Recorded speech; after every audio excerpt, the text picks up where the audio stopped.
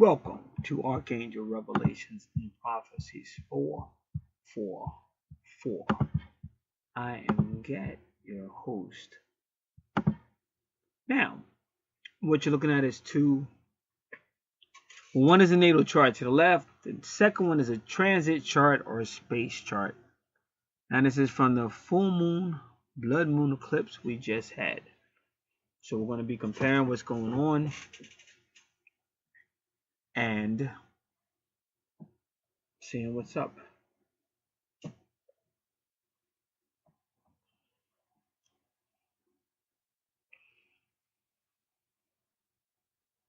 All right. First house is going to be Scorpio.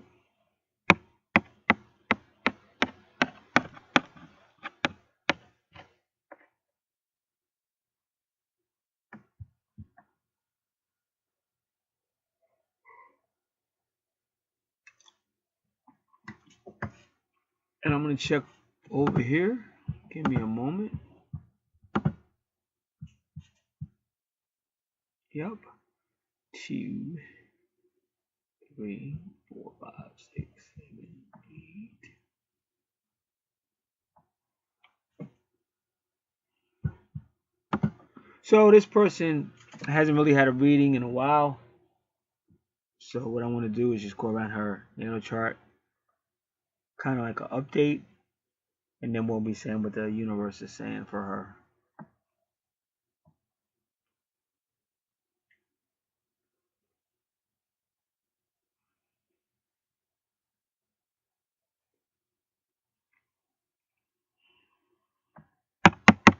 All right, the third house is interesting because you see the third house is ruled by Gemini. She has Capricorn and a Gemini.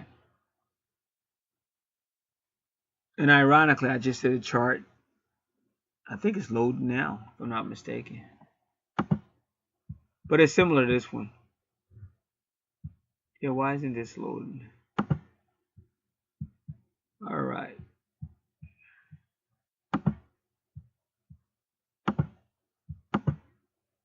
I don't know what the heck is going on, man.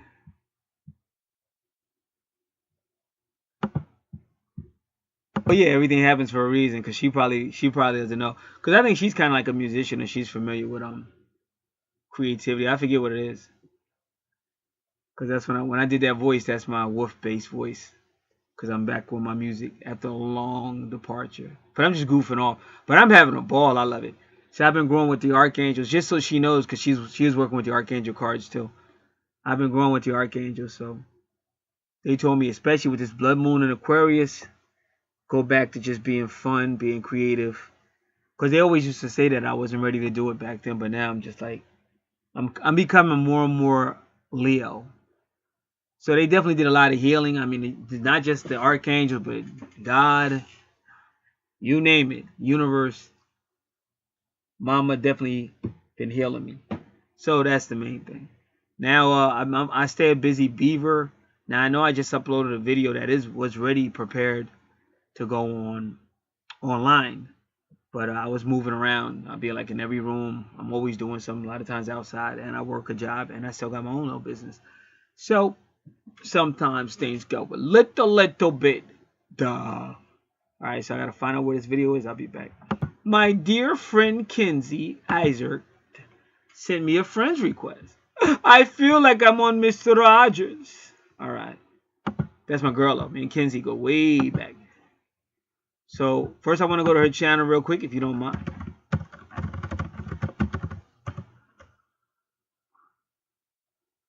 All right. Come on, hurry up. I don't have all day, buddy.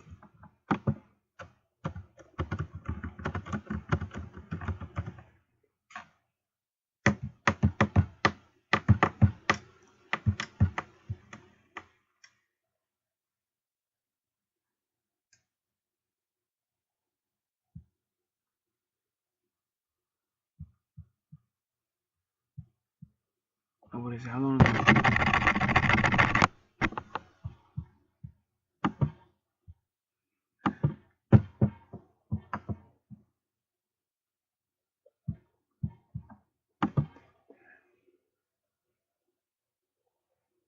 All right, okay. Let me do this. Because she did this a week ago.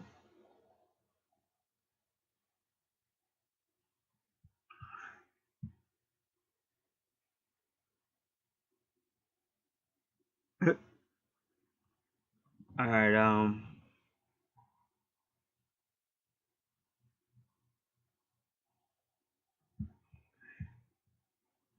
so she wanted what we're gonna do because she's my friend. This is Kenzie. She's my friend. All right, so this is called "Don't Make Me Cry" by Kenzie Isaac, and she's out there. You can check her channel out. KINSEYEISERT. You know, me and Kenzie do not be KISSING. She's just Kenzie. She's my friend. All right, here we go.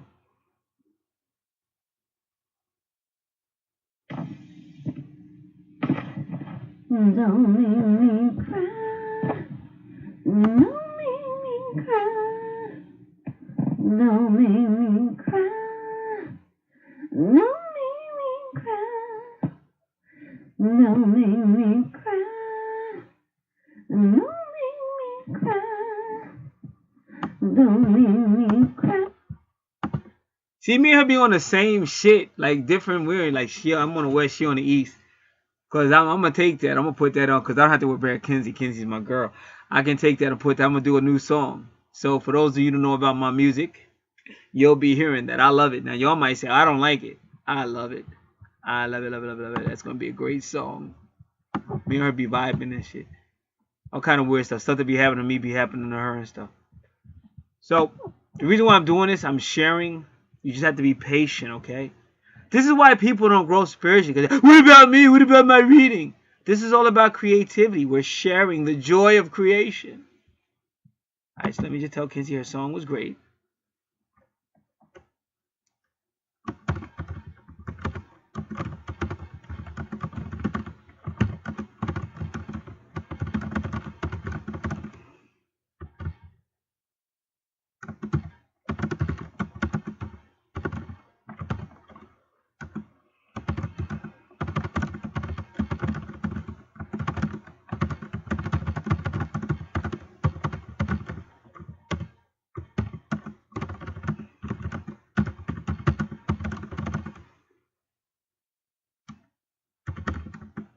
All right, one more moment, everybody. Everybody calm down.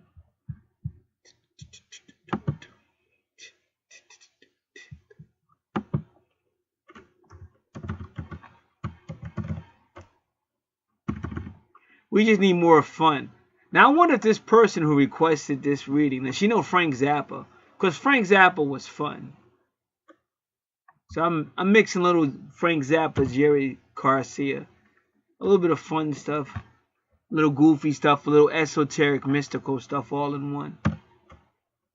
And I'm having a great time doing it. I think it's time to smile again. I don't know, maybe I'm wrong. But either way, I'm just doing what the universe is telling me. And the more I deal with, the more I get initiated. Now I have Hindu goddesses coming to me. I'm learning so much. Sometimes you just got to trust spirit and just elevate. And don't worry about everybody that wants to say third dimensional or whatever freak is going on with them. Sometimes you got to do what you got to do, what you got to do. So this person has requested this reading. She is a card reader, or at least she was. I hope she's still doing it. I've seen so many people advance. See, listen, I went back up to 8. I'm back in the top 10 because I dropped some new music on my channel. Yeah, boy. Just a little bit more. What she doesn't know, I know what I'm doing. I'm sharing the energy with her because she creates. I think she does creation with music and stuff. She doesn't know she has two of the best people helping her right now. Me and my friend Kenzie. Now, I flipped out on this female because when all this was new to everybody, really. And then I had all these people wanting to read my cards. I was like, no, don't read me. Don't do a reading with my name and stuff. Because spirits be attacking and stuff. And I was still new, so I wasn't really ready for all that. So that's what that was all about. Amen. But now I've been doing it for a while, man. Definitely one of the best that the world has to offer, baby. All right. And you're going to see in just a matter of minutes when I go in. All right. Now, one more. because I want her to hear one of my songs. So since you got to hear my friend Kenzie, now you're going to get to hear Wolf Bass. Just a little bit though, so don't get greedy.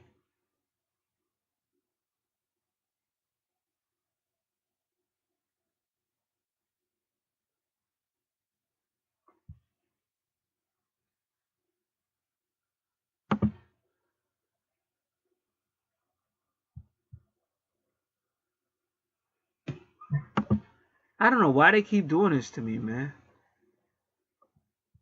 They're playing a lot of, well, I could do it this way. For some reason, they're just playing a lot of games with me. I already talk about that somewhere else. I won't talk about that here, but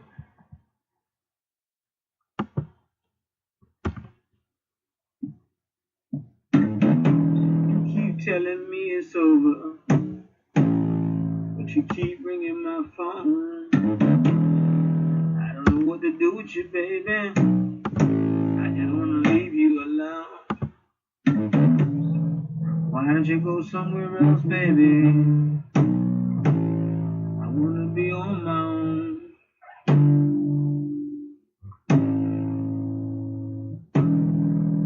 And now when you call me, baby, answer machine's gonna say I'm not home. Now the funny thing, I didn't even know Kenzie sung. I know she raps. So we'll be checking her out in the future. So you got to hear two of the greatest out right now. Wolf Bass and Kenzie. And her voice will be on my next song, whether she likes it or not. Because that's what friends do. Alright, so it says friend request. Of course, you can be my friend, Kenzie. You'll always be my friend. Alright. So let's continue. I just got to upload this other one really quick. And then I'm going to go in. But I just shared the message of friendship and love, creativity, and listening to spirit. That's one thing Kenzie has always done, despite me saying, hey, Kenzie, be careful. She's always said, no, I'm going to do it. I was about to say, and that's why we call her Crazy Kenzie. But I don't think I'll do that. All right.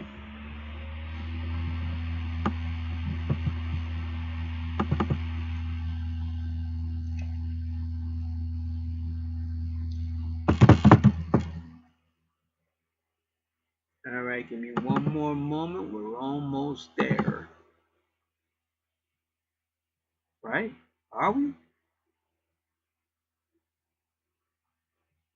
I could have sworn I put this thing together. All right, my apologies. I'm going to put this on pause, and when I come back, I'll be going right into the read. Yes, you might want to check that natal chart out. That is loading because that one's going to be talking about Saturn and karma and stuff. Her chart isn't exactly like yours, but just the locations are similar, like Libra in the 12th house, Capricorn in the 3rd house. All right, so we're getting ready to start your reading. I'll be right back. But I had a lot of fun. I didn't know Kenzie was going to write me. That was surprising. That's Uranus. Plus, it's very creative. That's Leo. So, had not that happened, I wouldn't have given her that update because she didn't know all the changes that have happened since last time.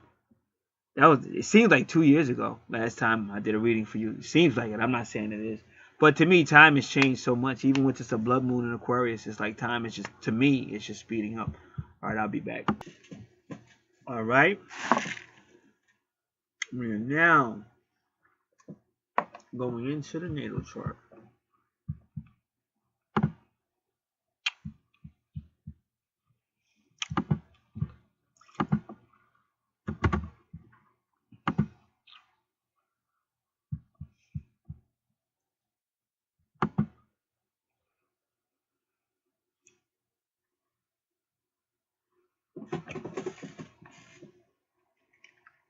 We're starting with the True North node.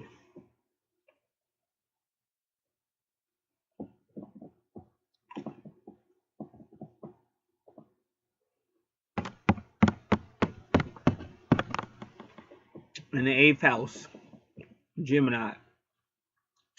Now, this is kind of like an update because I did this natal chart before, but because it's been so long, I'm just going around the chart to get an update because it'll help better understand this reading because this is really a full moon lunar eclipse reading. for the July 27th, 2018 reading. Now, when she gets her charts, those charts will be labeled. But of course, I don't put the labels out here because that's confidentiality for the person who requested them. And to make sure everything's equal. Because it wouldn't be equal if I left one label on top and another one off. You know, so everything's nice and smooth and labeled. But she'll see everything because she requested it. All right. So they're saying there's a lot of healing there. And you see that Chiron, that Chiron is a healer at 8 degrees in the 8th house.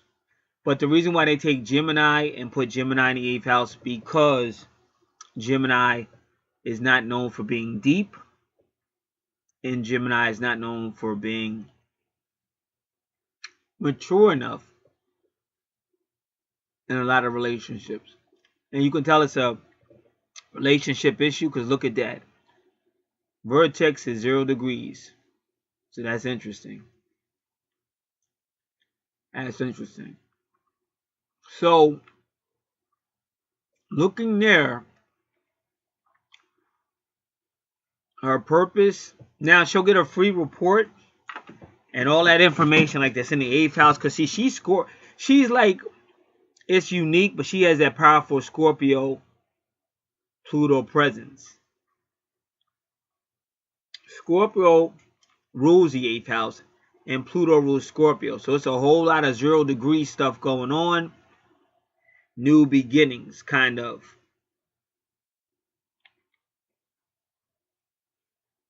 But you can already tell with whoever this individual is, it's going to be types of power struggles. And I don't know if I said this before in the reading, but it might be a level of kind of like immaturity, like a lot of aggression, because your first house is ruled by Aries. Mars used to rule Aries. Now Mars rules Scorpio. But you got Scorpio and fiery. You got a Scorpio, a deep, intense, emotional zodiac sign, and firepower Aries. And Pluto can be transforming, but it can also be very impactful. So it's definitely going to be power struggles.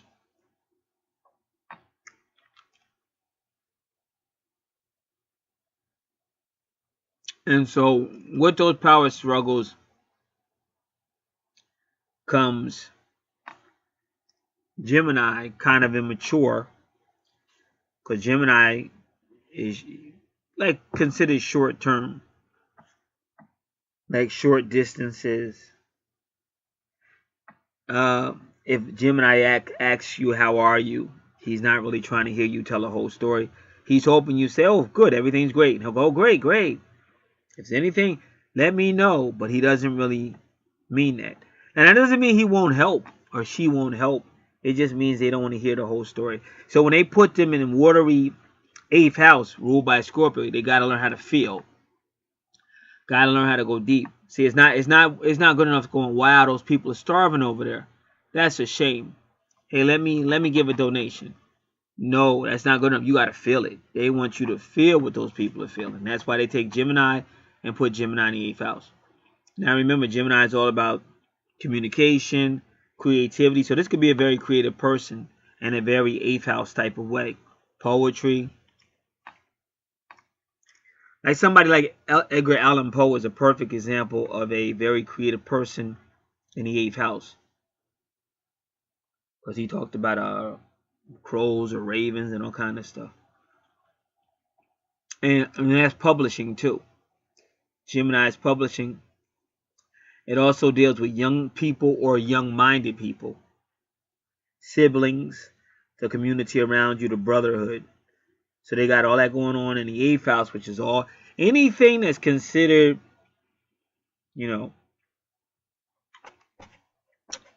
higher than what we normally are akin to, or even lower, because it goes into the underworld.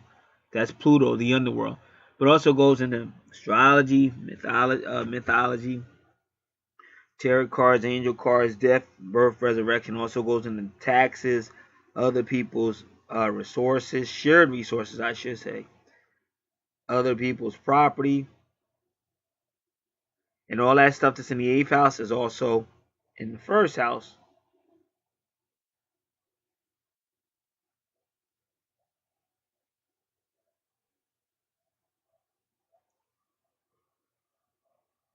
Because Scorpio rules the 8th house.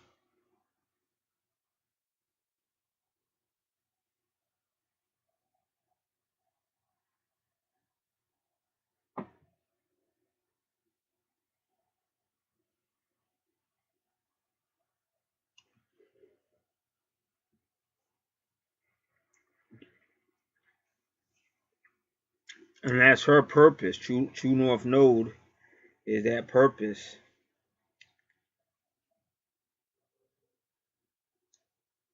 Life purpose with the True North Node.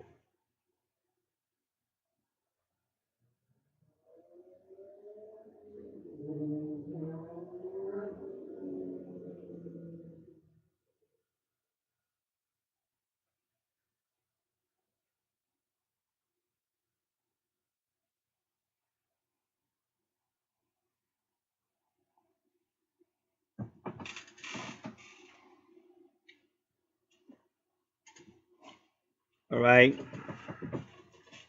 So now again, everything's new, but that's just scary. See that cross at 0 degrees? That's meaning a new. That's a vertex. The vertex cross means a fated event. It could be a significant breakup, a significant meeting, a significant event, a fated event. It could be a soulmate. Soulmate could actually be anybody in your soul family. It could be a twin soul or twin flame. And that's the same soul, different body. And that's right there where Gemini is, which is the twins. And the 8th house does deal with twin souls and past lives and reincarnation.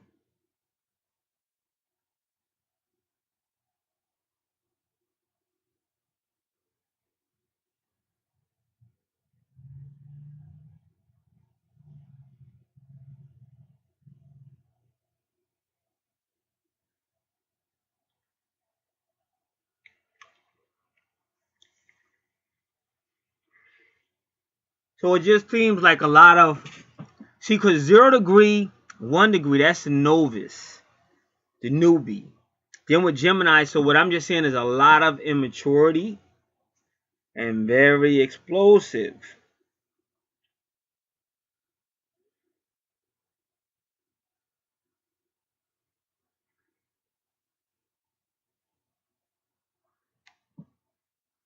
Based on everything I just said.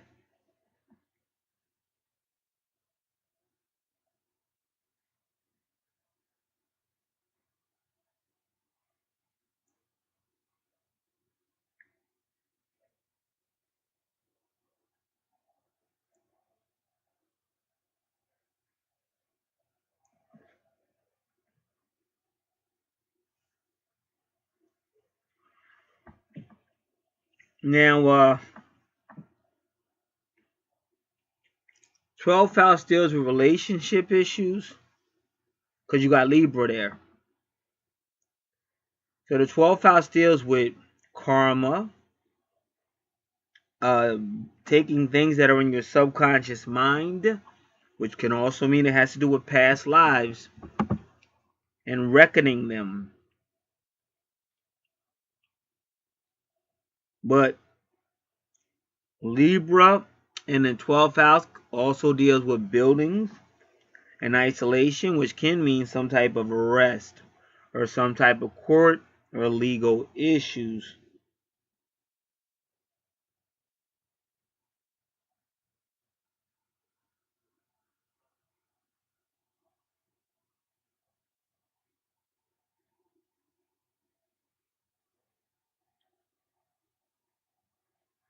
And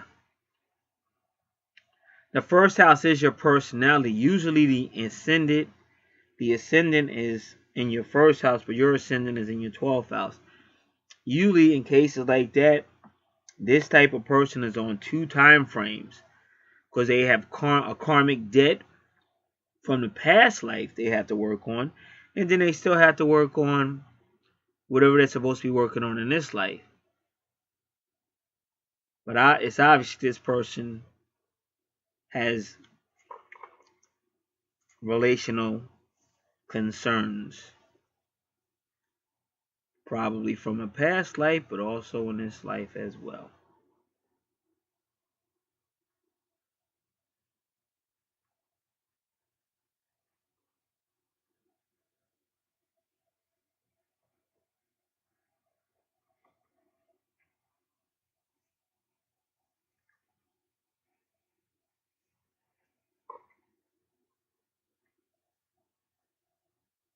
So again, the ascendant is Libra,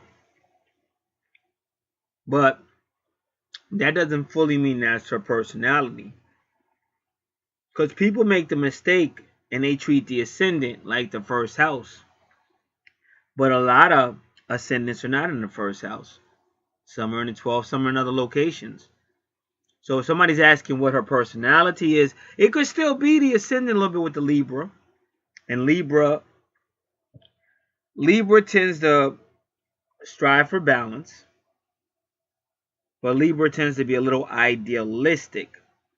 And a lot of Libras will date somebody in a idealistic frame of mind. And when they start to see the person's faults, the reality of life, they tend to withdraw. So that's not good, because if you're trying to be in a relationship with somebody, you have to communicate. Because how would the person even know? If they wanted to change, they wouldn't even know, because you're just withdrawing, you're not communicating. So that's not good. Also, Libras, well, something might happen when you don't agree with them, and sometimes they have a problem letting it go. Like, they may say, okay, we can agree to disagree, but they're going to bring it up again and keep bringing it up again. And that way they're a lot like Virgo, because Virgo has that critical analysis. They can pick things up that aren't right immediately. They also have somewhat of a perfectionist viewpoint sometimes. And when things aren't right, instead of them saying, well, nothing's perfect, live and let live, they'll continue to chime at it. And that can be considered nagging. And some Leos will, make fun of you and stuff. Some Virgos will make fun of you and things, but they can't take it, though. So when somebody makes fun at them, they can't really take it. So these are things you all have to be aware of, especially in relationships, because it makes it difficult for the relationship to grow under situations like that. So it's just something to be mindful of.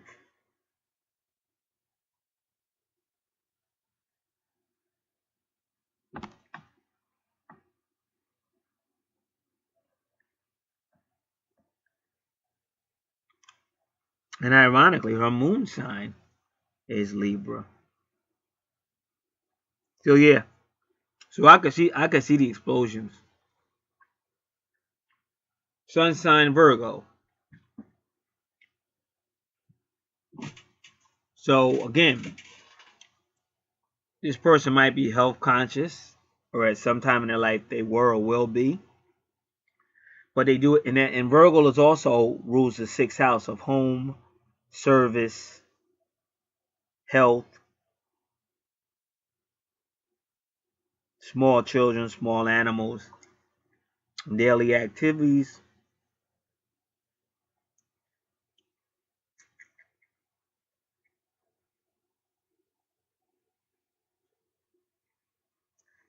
Co-workers and or subordinates.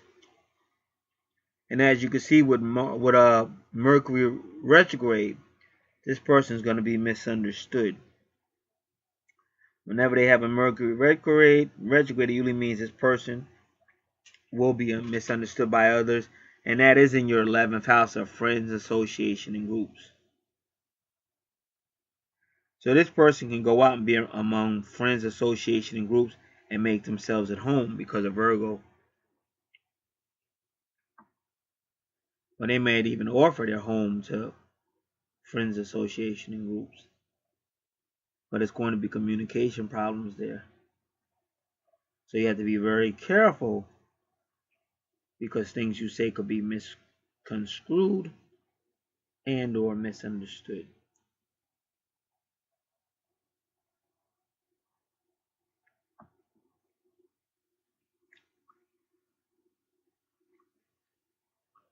But there is love there. But it appears to me that it's important to her to have kind of like a home like when it comes to her love. It's important to her to have a home, home like feel to it. And I don't know about now, maybe later, who knows, but she probably likes to throw or liked to either go to or throw some type of house party, barbecues.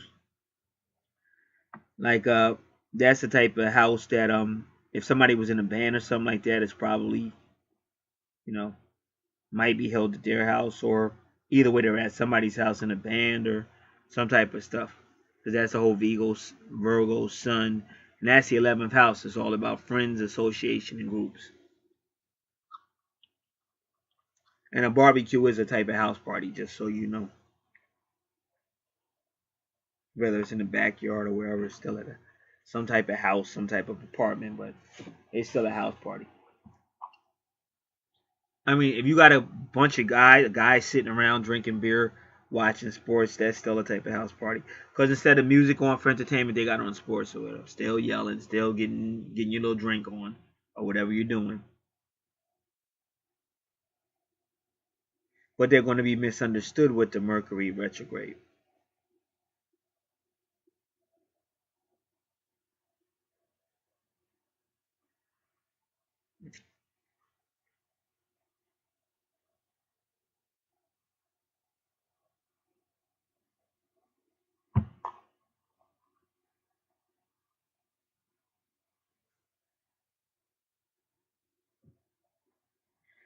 All right.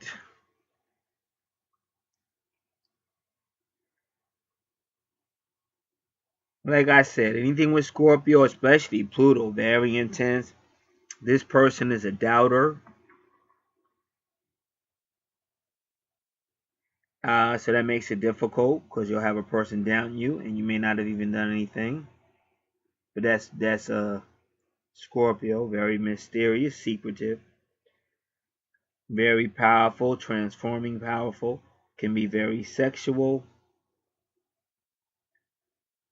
and very psychic. Because, like I said, if I was looking at to determine this person's personality, I would go to the ascendant with the Libra, but I would also go to the first house with Scorpio. But they can be very psychic. They can know things that are not, there's no logical way to explain how they know stuff that they do.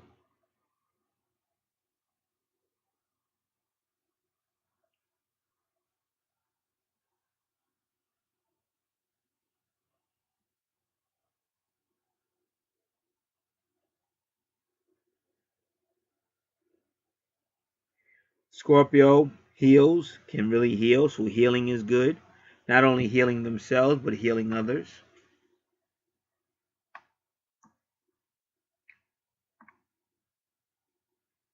And most people say Scorpio would probably be the most powerful astrological sign there is, in the 12 anyway.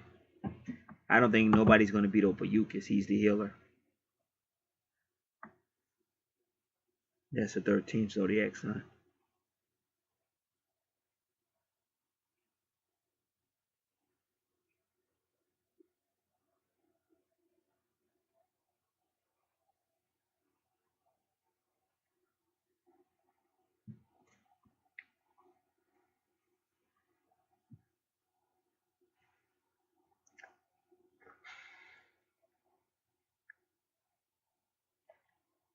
Sometimes Pluto is transformation, but sometimes it can be through purging.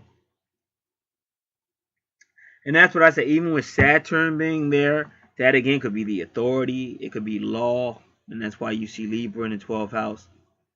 But that's what I'm saying. It's very, this is, very emotional. Power struggles. A lot of immaturity. Want to party with the friends. And, those are the things that lead to, not saying they're wrong, but those are the things that lead to police and courts.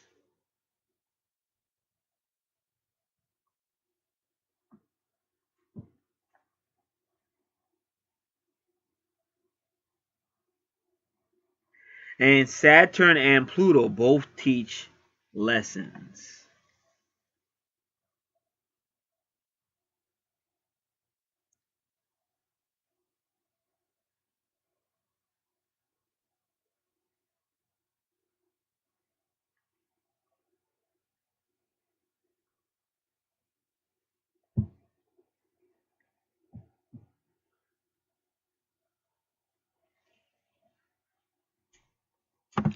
So give me a moment. I might get quiet. I'm just trying to find something out.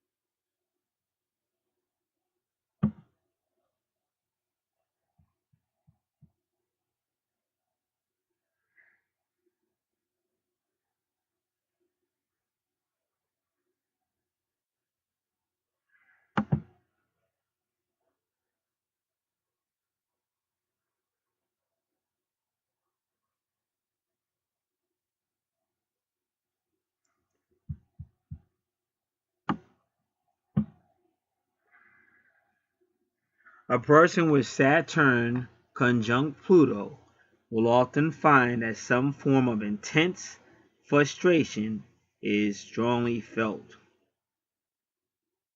A part of life is usually blocked, and this could be due to a variety of reasons.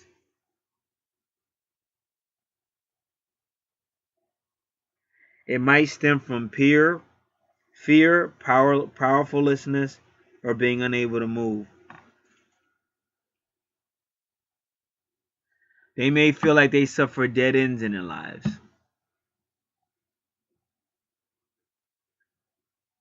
So they have an inner death cycle. That's what I said, inner death cycle.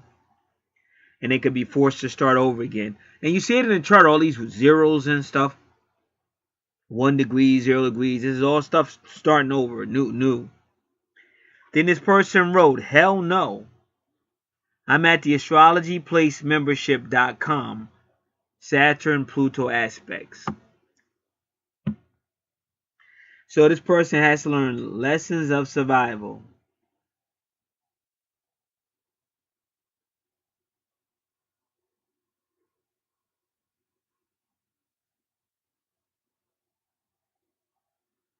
This person must endure and persist through under extremely difficult circumstances. This could present itself through separation or profound losses.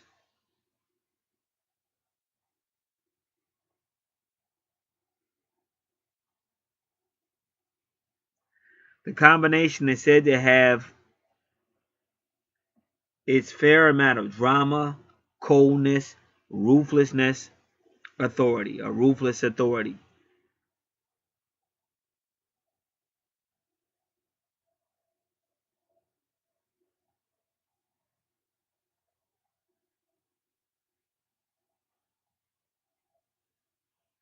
So they're saying sometimes it's somebody else's drama being projected. But when you see Saturn, that's usually father or boss or some form of authority. Some anybody that preacher, pastor, somebody authority. Sometimes it could be a masculine, female.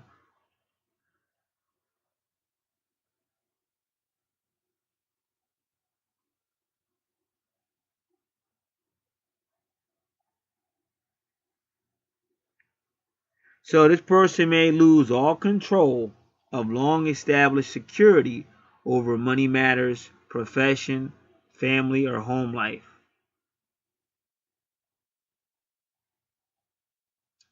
So they may have already gone through or will go through times when their security, sense of structure, and foundation have seriously changed.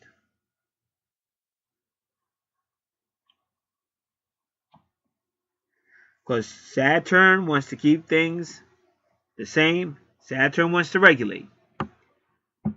Where is David? Okay, right here on my sheets. David's at he should be in the lunchroom right now. Yep, let me check the time. Yep, 2:15. David should be in the lunchroom. And then if David ain't in the lunchroom at 2:15, Saturn's gonna want to know, well, where's David? Whereas Pluto is more like, hey, anything could happen. And with Pluto, still, it's gonna be some type of struggle involved, some type of intensity involved.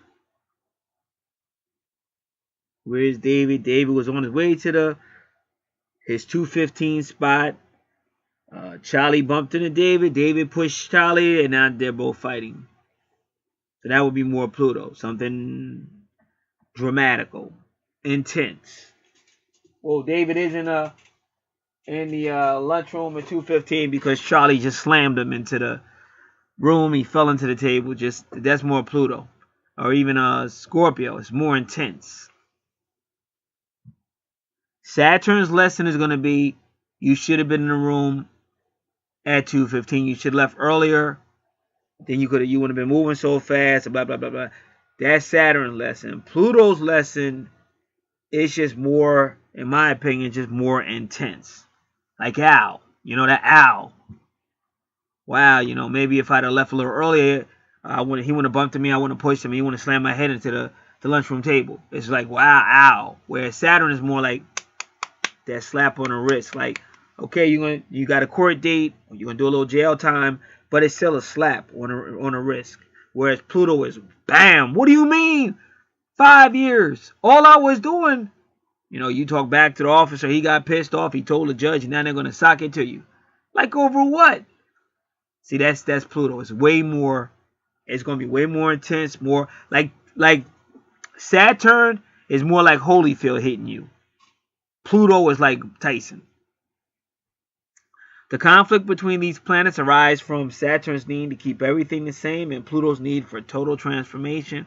So an inner battle begins. And I think that's it too.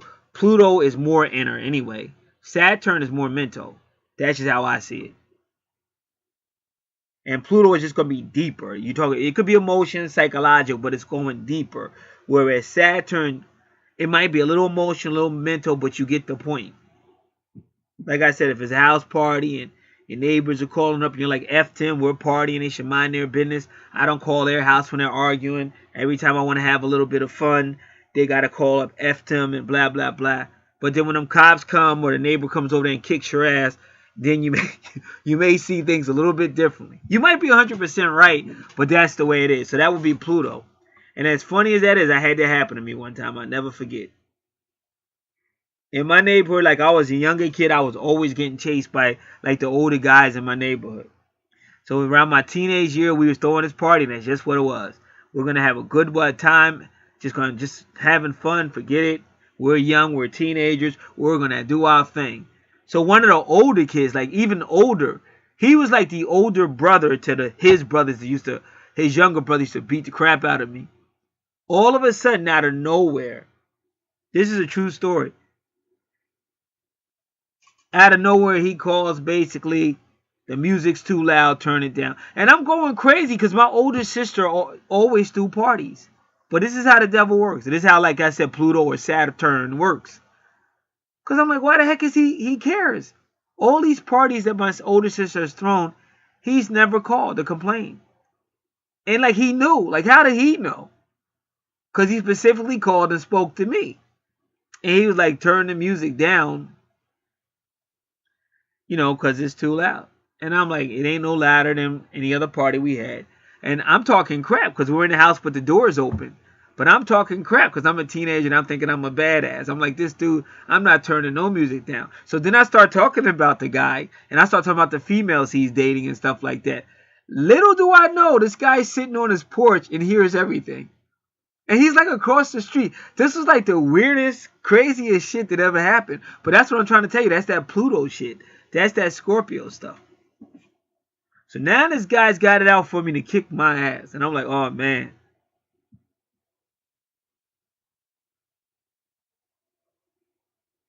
And I eventually made it. I don't know how I survived that one. But he did get me later on. My car was parked somewhere else. And I know he comes down that street.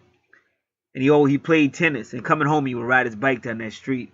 And my car got like vandalized. I know it was him. But hey, it's growing up. It is what it is. But at least I didn't get him. He didn't beat the crap out of me. So I'd rather he do it to the car than to me. Now,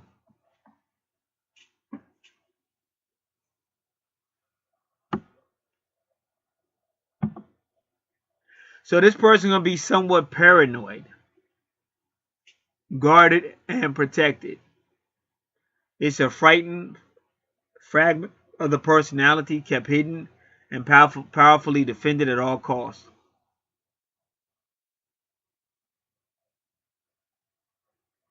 So this astrologer is Liz Green.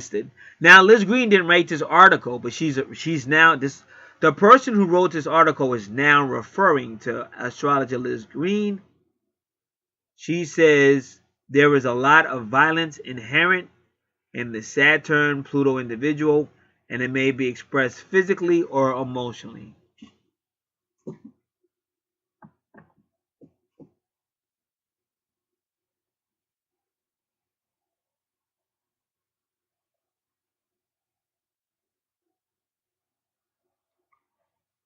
So this person, they may be a general personality, but inside they got all this internal stuff going on. So this person, if they feel pressured or pushed,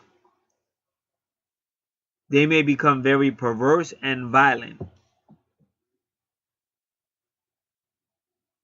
So this person is incredibly honest and psychologically aware of a particular violent or sexual cruelty in themselves. Now this can be in this life, it could also be past life. And they said this person may also be a control freak. But they have a strong hatred for authority.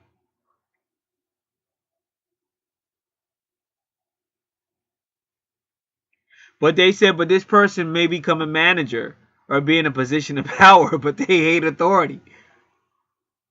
Because Saturn represents ambition, achievement, hard work, and the urge to keep things tightly under control. Pluto is the planet of depth, possessing a hunger for power and has a tendency to blow apart anything and everything that refuses to change or is complacent and naive.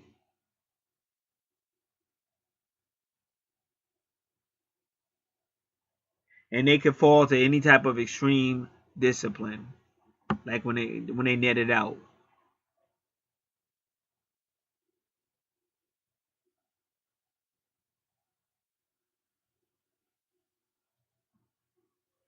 But they are an effective organizer. They have the ability to command respect. Remember, they're just saying Saturn and Pluto, but like I said, with Scorpio, it's going to be out there. It's going to be out there. And remember, Saturn rules Capricorn. That is your career sector. So again, they may even have problems at work where that freaky side comes out and all kind of crazy stuff. Like this is going to be a highly 8th house, highly emotional, power struggle type person, probably somewhat unstable.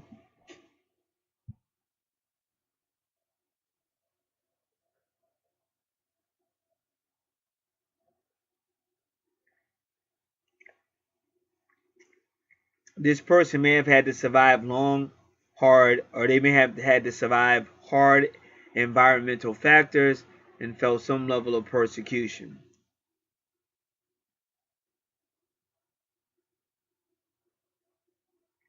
So now they're tough, but they're impenetrable. Like some of the stuff I can relate to, but like I'm telling everybody. See, with me it was the Archangel cards. See, I'm just being honest with you guys. You got to get past third dimensional. I don't care, because I was there. I got the crap. I mean, my house was violent, still violent. Me and my sister just got it. It wasn't violent, but it definitely was violent outbursts and stuff. So you got to, like, I work with the Archangel cards, but when Spirit is talking to you, you got to do what Spirit tells you. And that's why I'm trying to tell people, just being honest. Like, you might have a read or something like that, and instead of you being happy for the read or the reading or whatever, you're sitting there with nickel and diamond trying to, and you're blocking everything. Because like I said, on this channel, I can't speak for anybody else on YouTube, but on this channel, I kept my prices affordable. You know, because I could have been them with higher and did. I never did. Because like I said, this guy that we're reading about today, a lot of that guy is me, especially in my younger years. So I don't want to, you know, I'm not trying to rip people off. I'm trying to help people. But you can't help people when, you know, they come from the door with the third dimensional. You have to be willing to listen to spirit. That's why I tell people to take notes, things like that. But you have to go and go, because I've been working with spirit. Love my Archangel cards. I got the 2 decks. Got the Gabriel deck, but I also got the Archangel Oracle card deck. And everything I'm doing out here with astrology, everything I'm doing out here. But it definitely made me a better person. Plus, I've always been what you call a spiritual person. So I've always been like a Bible student and just stuff like that. I've always been anything that's spiritual, metaphysical, I'm pretty much into. So this person, because they might experience a constant thwarting of desires, they might become depressed, or they might become obsessive. That's another trait of Scorpio. So you're gonna have that trait in your first house because of Scorpio, but in your 8th house as well because Scorpio rules your 8th house. That's the stalker, obsessive, codependent, needy. And also they say self-probing, like always examining yourself or whatever. They can also be very jealous, can even break out into a rage, especially like I said in the first house with Aries. But they can even have an intensity of frightenness. See, that's why you have to be careful, because they already had this frightening thing go on, and then they do something, then they get arrested. I mean, that's a hell of a fine experience. I'm going way, way back, but that's a hell of a fine experience. They throw your ass up in there, in that county or wherever they put you, especially if it's early in the morning, because man, it's kind of quiet, and all you hear is like footsteps and those chains. Those keys will scare the hell out of you, and it's just echoing through because the fucking jailhouse or it's all that shit is echoing through and stuff. It's the scariest place you can be. So at that time, so if you're not really built for that type of lifestyle, that's why you really have to get a grip. Because with a chart like this, you've probably seen it or will see it at some point in your life if you don't get a grip. So Pluto tends to bring the fear. They say Saturn represents severe darkness and can be disabling. And that's what they do when they arrest your ass. Because remember, you got that Libra is also law. But see, Saturn is going to be like the authority. It's still going to be the judge. We always say like, oh, Saturn could be, your boss or whatever. But it could also be the Pope. It could be a religious leader. It could be your father. It could be a masculine woman. But basically, when you get arrested and they say whatever they do, throw you in jail, throw you in the county, that's Saturn too. And that's why even if you're locked up, they try to get you a job or whatever. You'll be working in a jailhouse. So that would still be employer. So it's still Saturn and the authority. Pluto's traumatic experiences can be life-threatening. Saturn Pluto is the immense frustration felt when things never succeed and generally mysteriously go wrong. Now the reason why they said mysteriously go wrong, that's funny, because I see that all the time. It gets to the point you can almost know. But that's how I said when you learn, you can almost know. Because I'll be driving my car and I say, if I was going to fuck somebody up, it'd be right here. And at that moment, that's exactly, car comes out of nowhere, all kind of animal or a kid will just jump out in front of the street or some crazy stuff. So you learn how to just like double, look, slow down and look, because all kind of stuff, like they say, mysteriously goes wrong.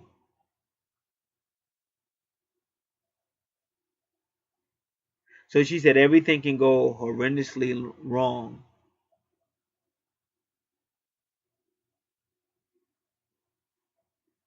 So it said it can end in the final moment of death and destruction, awaiting the greatest transformation. But I'm telling you, not if you stay with those cards. It's like, because I know she was working with the cards in the beginning when I first did a natal chart. But when you're working with the cards and really getting involved, they'll help you too. They'll help heal you. You just got to listen to them. Because you could do your own readings about yourself, or you can go to somebody else. But you got to listen to those cards. And if you got your cards, you're reading for people. You know, it might start off slow at first, but business begins to pick up. And the more you do it, the better you become.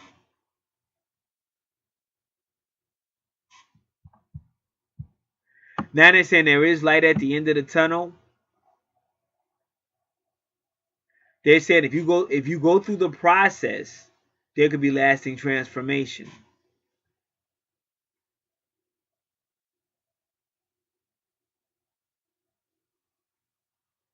So you can't fear losing control, and you can't resist change. Because the more you resist, the more the universe is going to pound on you.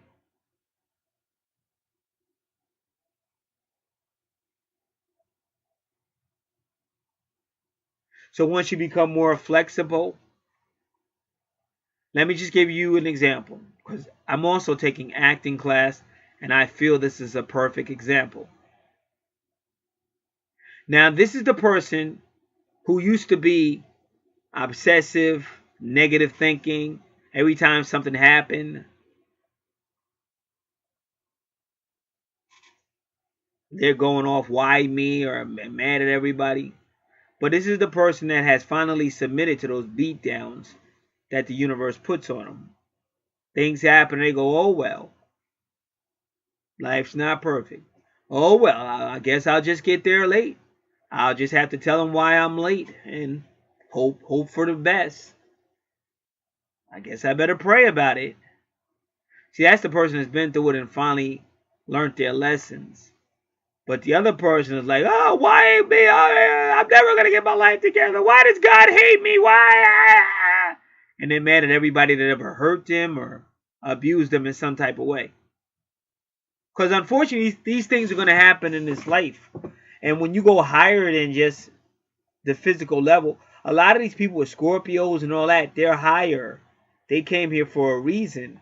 But when they get here, they just get caught up in third dimensional BS. But if they realize, hey, I'm Scorpio, I'm a healer, or I got psychic abilities, wow, I'm clairvoyant, and they begin to turn things around, now they begin to tell the universe that doesn't work on me anymore. You want to break it, go right ahead. Bam, bam, bam. Ever since I've been doing these card readings or whatever, I'm blessed. I could afford to fix that if necessary. You just see a different world. So that's why when Doreen Virtue was doing all of this, she always told you, find out what your calling is. Because a lot of times we keep running back out into the world, and the more we run out into the world for a job, we keep getting our feelings hurt and all kind of stuff. I mean, whatever works for you. But sometimes you can have all the resources you have right at the tip of your fingers. You got YouTube.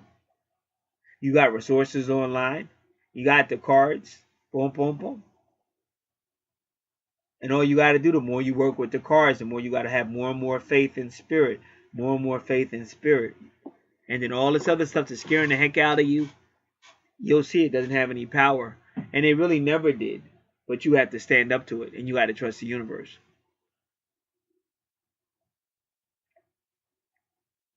So if you have Saturn conjunct Pluto, your lifestyle and your goals will probably need to be altered more than once. And you have to confront isolation.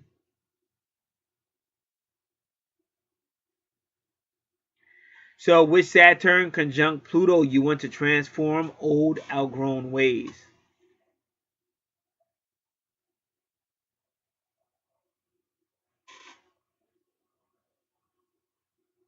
And whatever you go through, if you go through it, you'll become tougher, more powerful, and willing to change.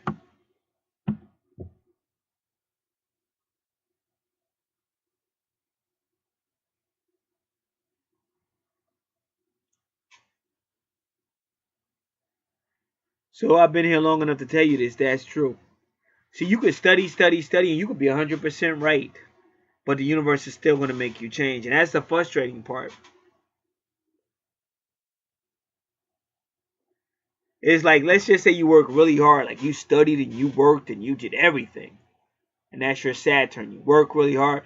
And you say, hey, I'm finally going to get in that neighborhood I wanted to. It's such a nice neighborhood. Oh, I've always dreamed of. I worked so hard. And now I'm going to reward myself by moving here and stuff. And it's all beautiful. But almost as fast as you move there, right next door to you is the neighbors from Trash Hell. The trailer park trash hellers. And you're saying, why the heck does this have to happen to me? Like, why? I don't want to deal with this crap. And unfortunately, sometimes you have no choice. I'm going through stuff like that right now. But I do a lot of praying. But what I learned, I'm very honest. You know, like I talk to y'all, I'm honest. I tell people quick, look, I got heart trouble. I got this. I'm taking care of my mother. She's sick. Boom, boom, boom, boom, boom. And I let people know. And sometimes they help you. They be like, yeah, he doesn't need no more. Like he doesn't need no more drama and shit. I tell them quick. Like I said, the more you trust in the spirit, the less you give a flying freak about third dimensional. Like you'll be respectful, but it's not gonna push me in this crap no more. I'm ascending. Because anytime you let any bully you, they're not gonna stop. You have to learn how to stand up to them. And it doesn't have to be tough guy. Sometimes different ways. Because I know I work with a guy and he tries to be somewhat of a bully.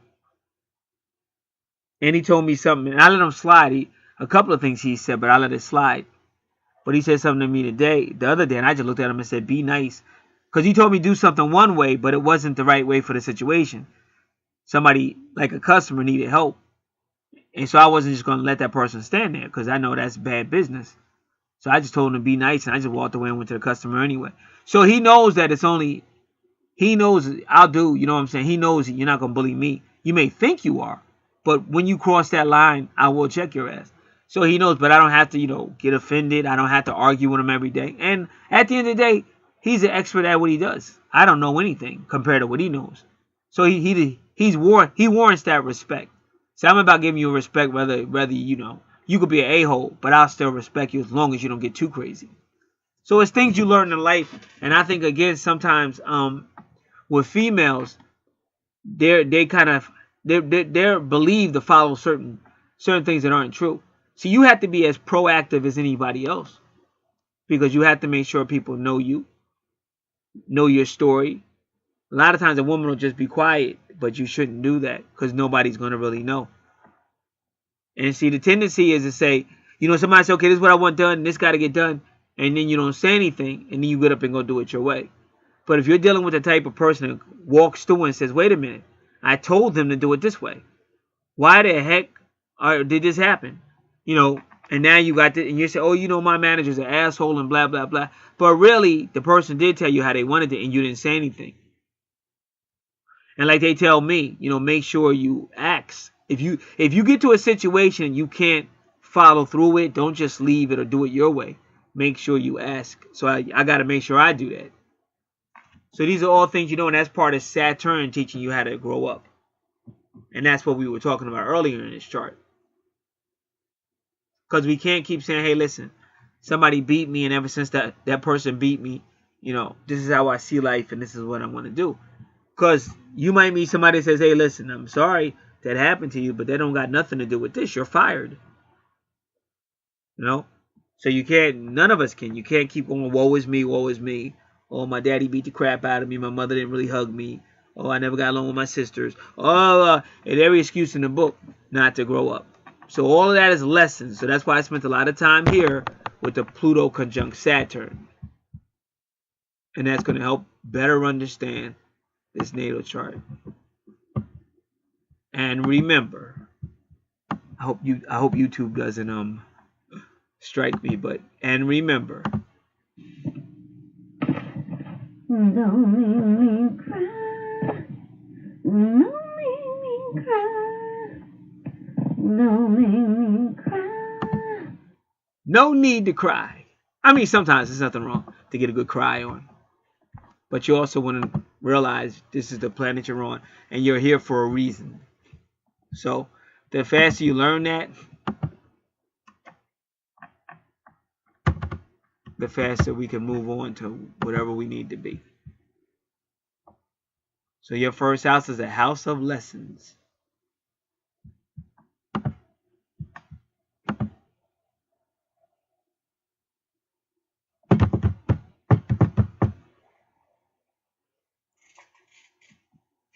Just give me a moment. Who is this? All right, what is somebody saying happy birthday? What is this crap?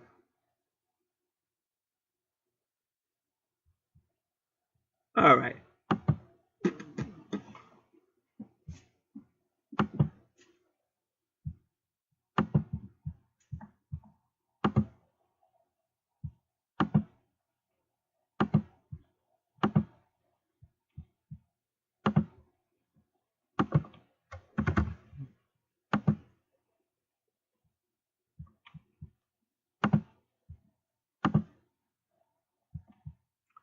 All right. So far, we looked at your 11th, 12th, 1st, 2nd. Now we don't. I mean, we're looking at your 2nd right now. All right.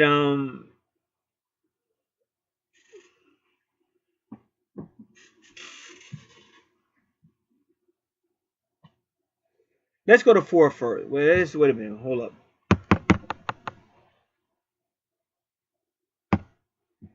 Let's go to your third. Your 3rd first.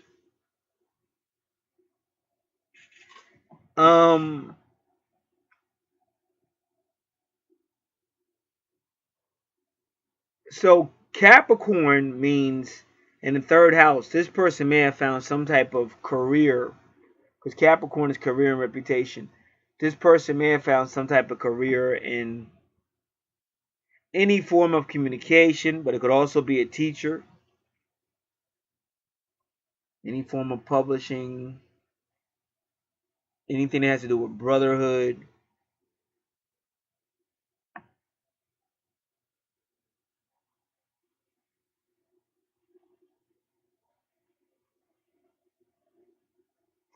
Jupiter retrograde usually means this person is ready to question. Like they want to see their spirituality or whatever, but they're really ready to question beliefs and things like that. That's usually what Jupiter retrograde means.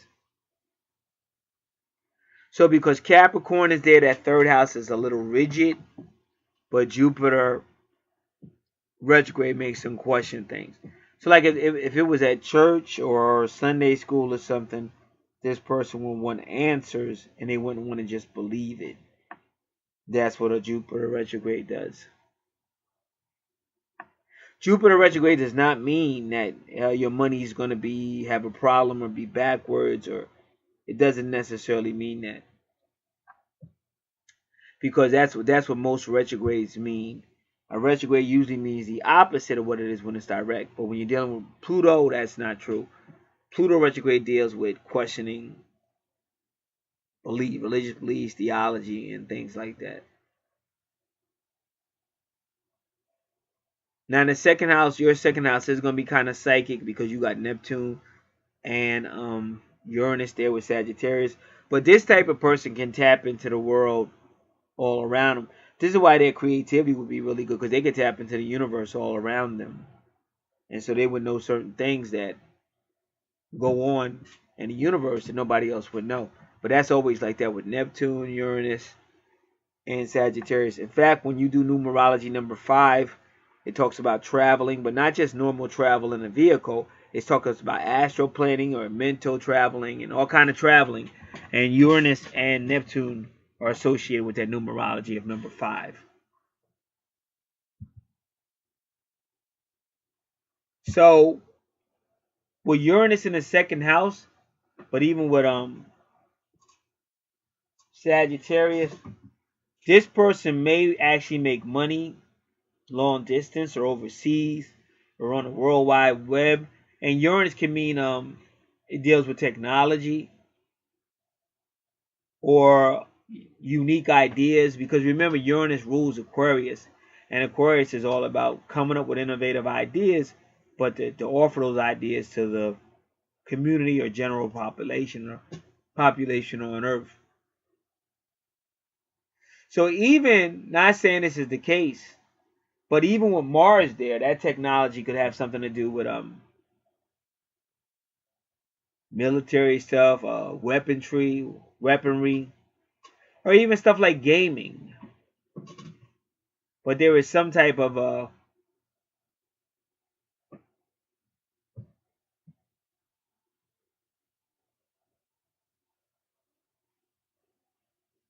lively with Uranus, intensity with Mars, long distance, sort of, or higher with Sagittarius. But remember, Sagittarius' ruler is Jupiter, and this is in your money house. So in that house, that second house, there may actually be money there. But what the problem is in your second house is that Neptune retrograde, because that's escapee. He wants to escape. He don't want to deal with the real world. He or she, and they can be very doubtful, just like Scorpio. But that 28th and 29th degree could also be possibly some form of addiction, alcoholism, whatever it is, especially with Scorpio. So this person's got to be very, very careful. And remember, Sagittarius is a healer, though. It's a centaur. So a lot of times, people who have a sun sign Sagittarius or moon sign, they really help out, as a nurse or something. Real good listeners, real good friends. Fourth house, Aquarius, that's saying anybody, your friends, association, and groups, you consider them family. So you might not have had a typical or traditional family, but you've learned how to make other people like your family. Fifth house with Pisces, two retrogrades, Lilith and Pallas. Pallas is a person who cares about social issues, and that goes well with Pisces because Pisces is real inspirational. But Pisces again is like Virgo and Libra. They idolize. And I just told you Neptune retrograde, same thing, escapist. See, this is a person who may have had some bad stuff happen to him in this life or that life. So now they think, well, the person will come. The person I'm in a relationship with, they'll understand me. And I open up, I finally get to feel love. I get to hold hands and hug. And so that makes them feel good. But that person could be a douchebag, And so in some of these cases, you say, damn, you told us how your dad beat you up. Now you got a boyfriend beating you up. Why are you allowing yourself to get beat up? But in their world, like that whole don't want to let go, that fear, that obsession. And then it plays games on your mind.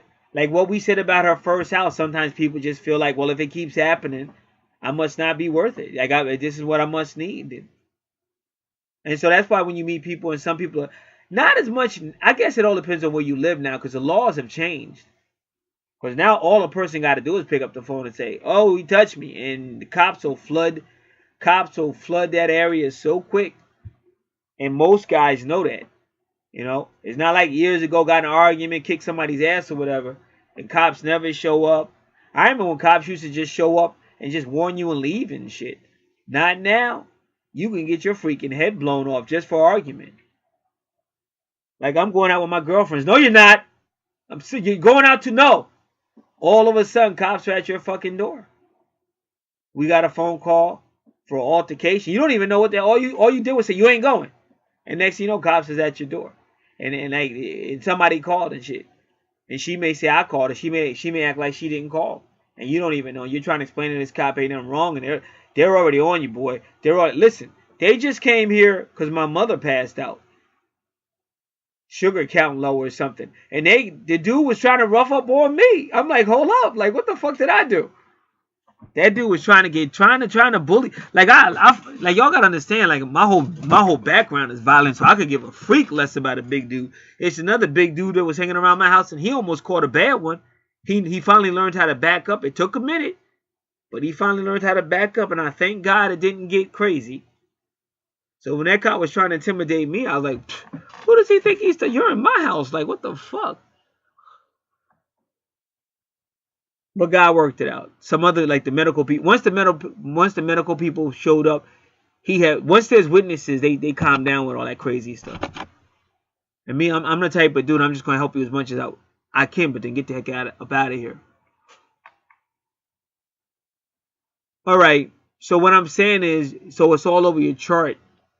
So you might idolize a person, or you just don't want to be lonely. Because I've heard somebody say that.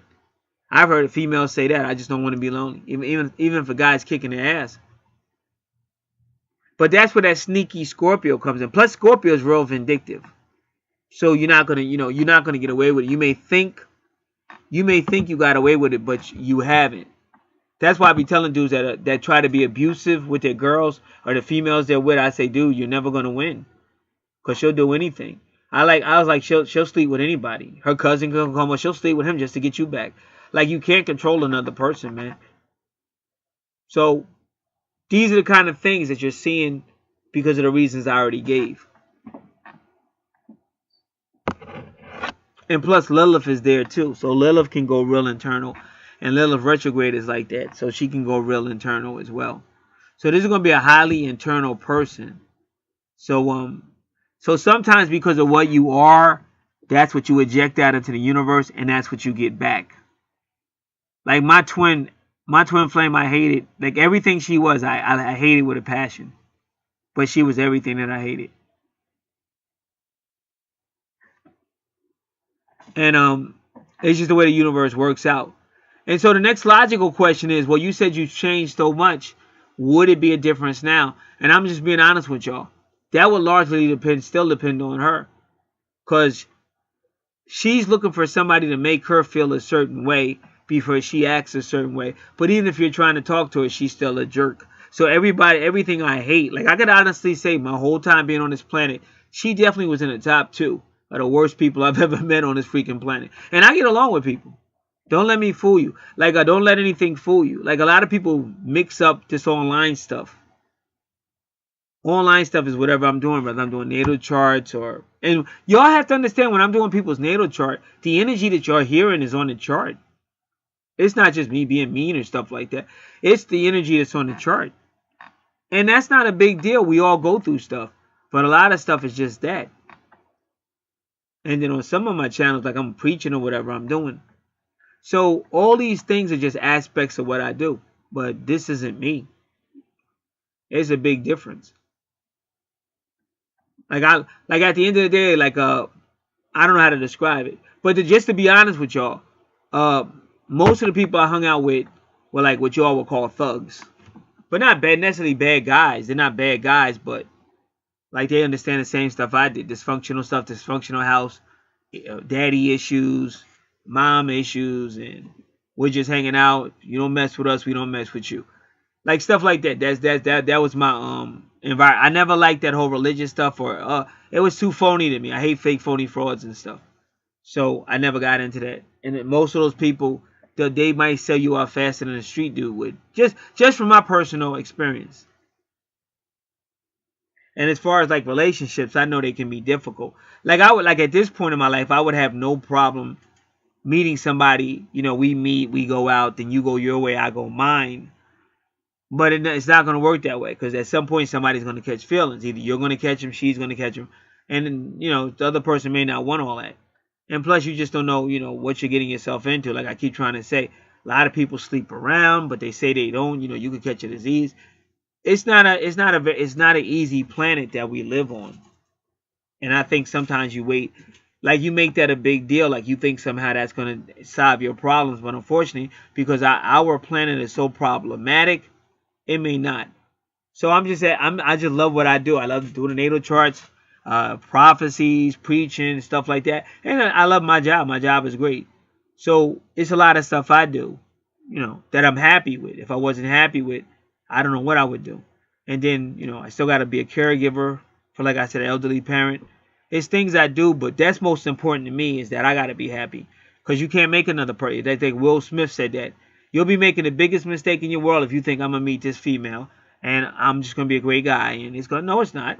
I mean, I've been disrespected so much being a nice guy. Not saying I would be a bad guy either, but I damn sure not going to be a nice guy because it was never really appreciated. So if I met somebody now from the door, like she would have to be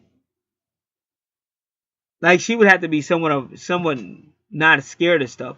Because like from the door, she's going to know I ain't having it. And there's females out there like that, Because I ain't no more of that nice guy stuff, Mr. Romantic, all that shit is never. But it doesn't mean I can't have a good relationship with somebody. It just means I'm not going to be with that silly stuff. And I consider myself a grown adult male, so I'm not trying to date somebody who's still acting like a 13-year-old or 14-year-old kid. Because I'm a grown-ass man. So it's different. I've been smacked around a lot, but if you're hearing me, it's not that I'm trying to be mean or be a tough guy. This is the person that's grown up. And then, like with this person, they have to get there. I don't know where they're at now. Plus, I didn't really know them the last time. It's just that I've been doing natal charts so long now, you could just see it now. It's just easier to do them because I've been doing so many. But you have to get to a point when you say, hey, what are my goals? And again, nobody's going to be perfect. But any area of your life where you're expecting somebody else or some man to make you feel a certain way or act a certain way, you need to change that. Because maybe the guy's a jerk or maybe the guy doesn't, it may never happen. You'll be waiting around for something that doesn't happen and your whole life will pass you by. So you want to be able to say, what are my goals? What are my agendas? How am I going to deal with this? Because like where I'm at, I had to, it would go too far off. So I don't want to get too much into that. But I came a long way because, like I said, I had a lot of jobs, and it was always some BS, and it was never me because all my cases went to like in courts, and I won every time. It's usually as some a-hole or something like that. So I've been beat around so much that now when I talk to people, I let them know from the door. Like I'm not afraid to tell them. Like before, I was like, oh, let me keep my mouth shut and keep a job. But now that I've been working with the archangels and stuff, I'm like, fuck them. I'm not with this. Like I let them know, okay, this is basically got no problem following instructions, got no problem, but I'm not going to be doing this or doing that. Like when they just effing with you, and they know I know my stuff. Like I know who to contact to investigate them, so they know I know my stuff. So first they know I'm a good worker, so they can't fuck with me like that.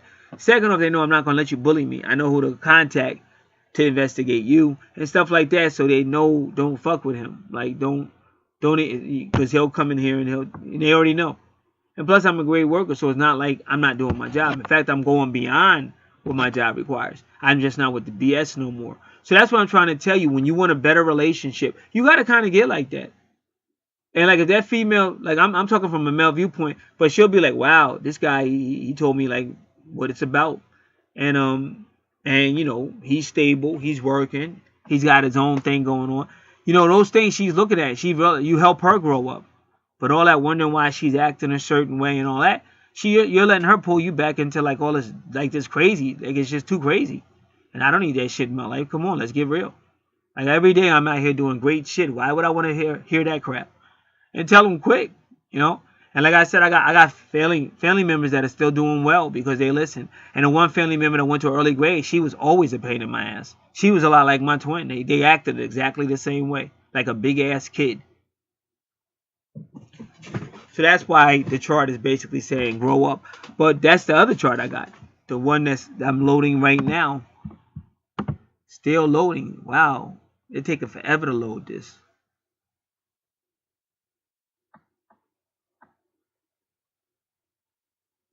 But that one's about karma and stuff like that. The one that's loading right now. All right.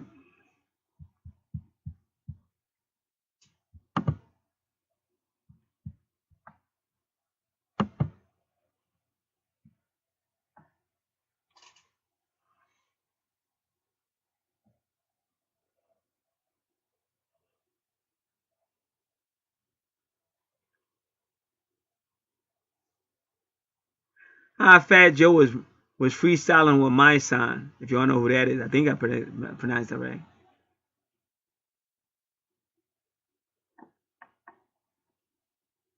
Talking about nerds. This thing said nerds rap in the Bay Area. That's funny. Nerds rap in the Bay Area. Why you gotta say that about the Bay Area? Big Dogs TV, DAWS TV, Big Dogs TV. Well, that was 2 years ago. But the one with Fat Joe and my son freestyling, that was 4 days ago. So I want to check that out. All right. So let's get back because we're almost done with this part of it.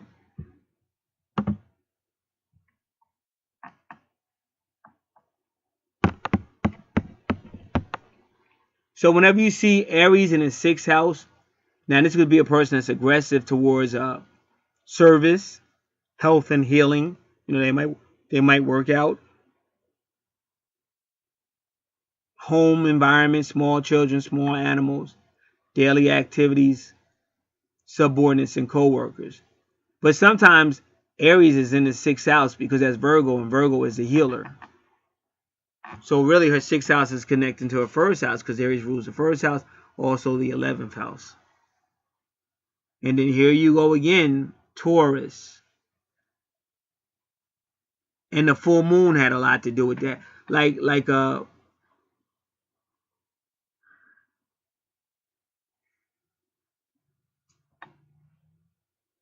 Like as you see, Juno's Juno's in Taurus right now on the full moon. And give me a moment. I'm just gonna look at a few things. Yeah, so that's the full, because the video, the chart I did today, transit chart for that other video I'm talking about, that's for August 4th. So I just wanted to make sure. So right now, whatever that Taurus energy is, 1, 2, 3, 4, 5, 6, in your 7th house, and that's also the that's your vertex. Just missed it.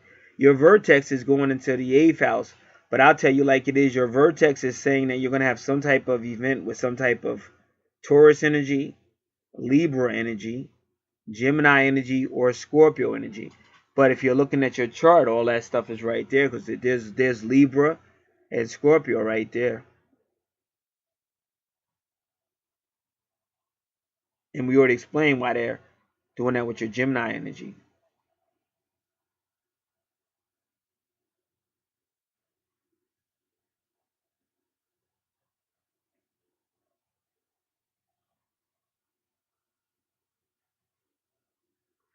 And again, so that's your true north node.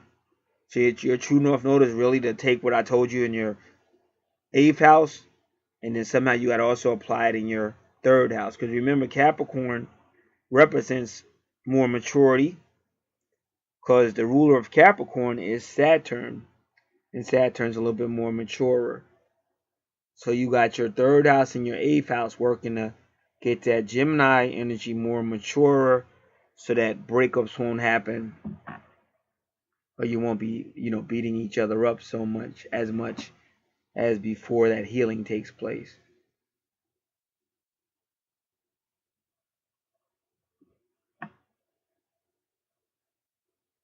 So again, with your vertex cross, like I said, even though it's 0 degrees Gemini in the 8th house, it could also be 0 degrees Taurus in the 7th house.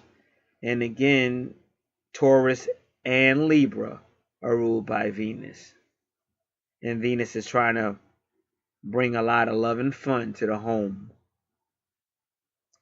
And that asteroid that looks like a hook is Curious, and that's the nurturer.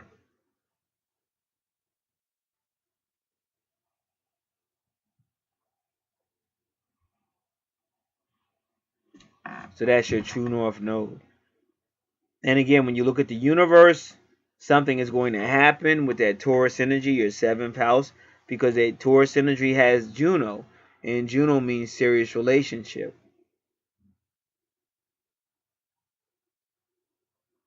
So we're going to learn more about your Juno when we get over there. So your 9th house, again, family, education, teenage to adult education, land and property, ancestors, vehicles, travel, the mother, and your subconscious mind, the Imum, Kaweli.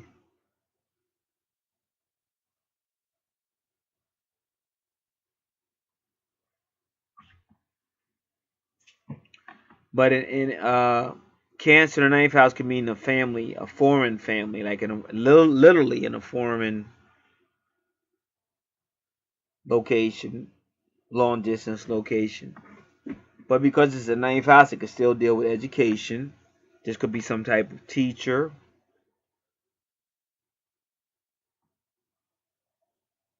some type of soul family reunion.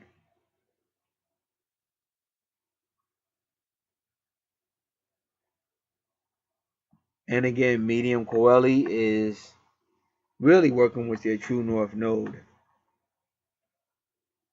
So that's also part of your purpose. Something about your family and long distance, or family and foreign matters.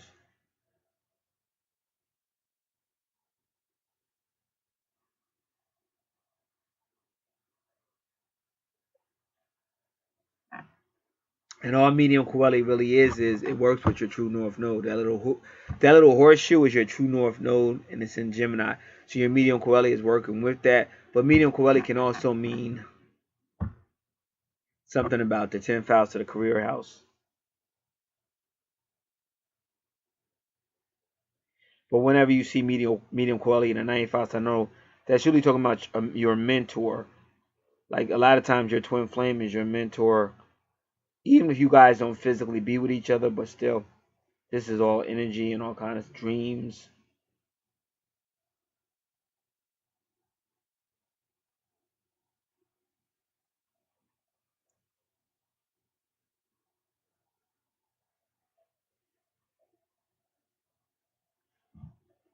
And then you go to the 10th house.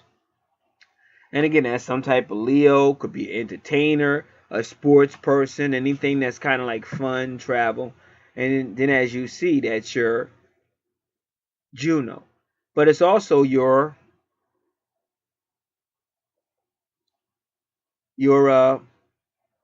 Vesta. So this is some type of fun thing. It could be the sexual priestess, but it could also be the family priestess. Because Vesta could be either or both.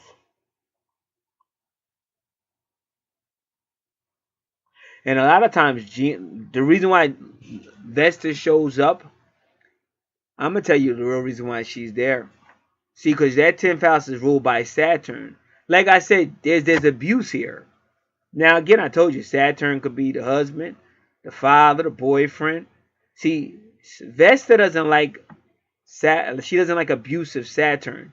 So a lot of times on a female's chart, if there's abuse, Vesta shows up in that area. And right now she's in the 10th house, which is ruled by Capricorn. And Capricorn is ruled by Saturn. Because Vesta is there to say, oh no, she's not going to be abused. I'm not going to let you physically abuse her or abuse her in any way. Because Vesta works as the priestess, but it could be a sexual priestess or a spiritual priestess. She works with Virgo as a spiritual priestess, and she'll try to help the home. Because remember, the home is also represented by Virgo. She tries to help the family, which is represented by Cancer, or the home still be godly and spiritual.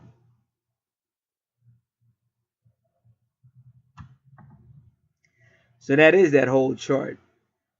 So you'll find yourself in a serious relationship because of Juno in your 10th house. It could be Capricorn energy, and then if it's Cat, it could also be Saturn energy. But it also has Leo there. It could be Leo energy. And so your 10th house really could have to do with any of these people I just said.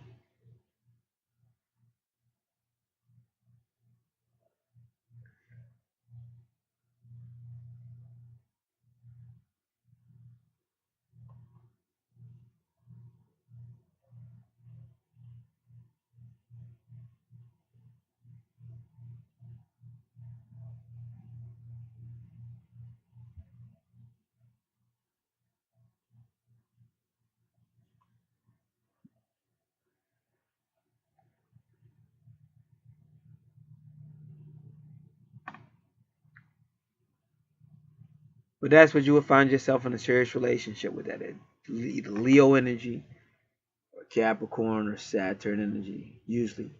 And if it's not the actual sign, then they may project the sign, like they may project Leo in their, personality.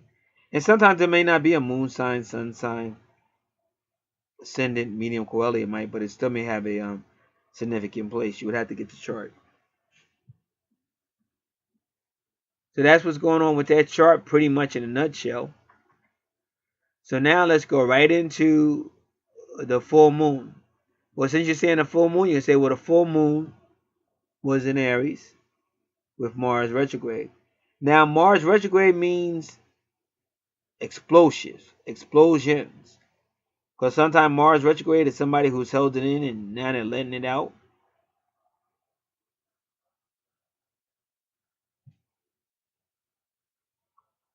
This is the person that could just break out and roll rage, or like I said, they're holding it. You could call it passive aggressive or just holding it in, and then that's it.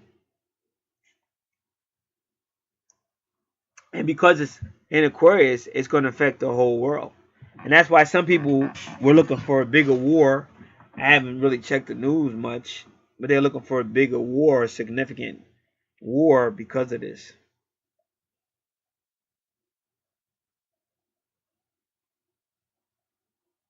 Okay, so their first house is Sagittarius.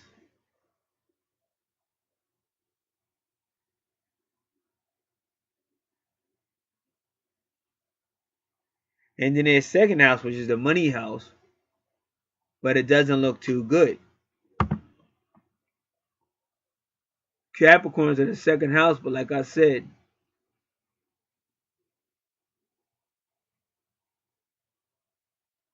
Saturn retrograde implies some type of trouble one way or another.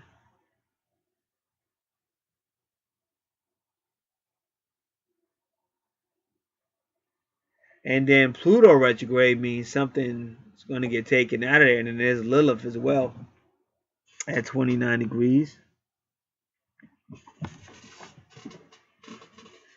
So in the universe on that full moon, the implication was, and it's funny because out of nowhere, right after July 4th, I started my paycheck started coming up missing. And that caused and I already had a strained relationship with my employer, and that caused an even more strained relationship. And then later on, I came to find it wasn't really their fault anyway. It wasn't my fault either. It was a third person. But that's what you're looking at in this second house. Things coming up missing, things getting taken, and then a lot of times Saturn retrograde can mean problems with authority as well.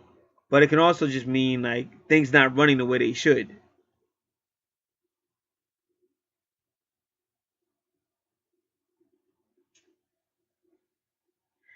And then your first, second, third house has Capricorn, but then you have a Jupiter retrograde. So that might have affected you effectively in one or more ways with the finances.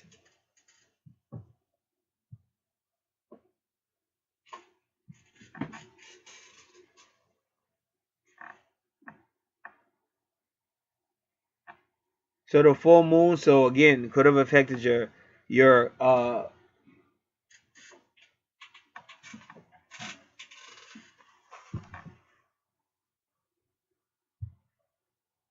so yeah, so either way your third house is going to be affected because what's going on in the second house on the universal or the space chart or the transit chart, and also even what's going on in the third house.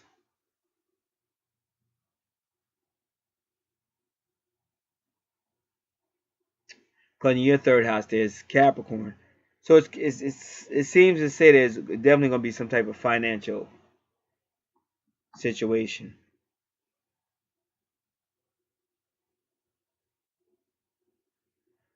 Now this may affect your moon sign too because your moon is in Aquarius, but right now Mars retrograde is bringing all this energy and it's not the most conducive energy for a new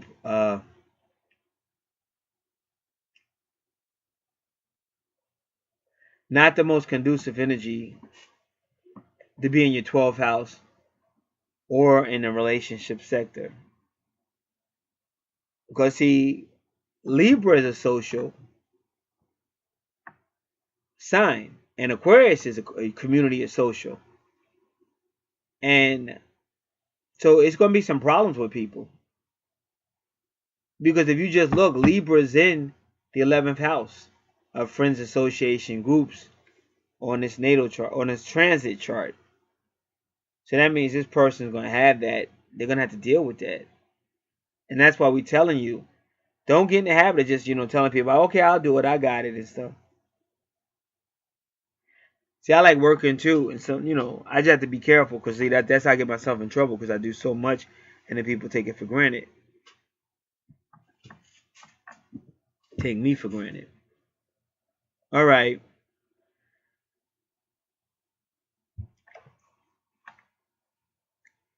Fourth house, we already said Neptune retrograde is escapism, but Neptune is going to be sending information in the Pisces, so we have to be careful again because that could be deceptive information. Gotta be very careful.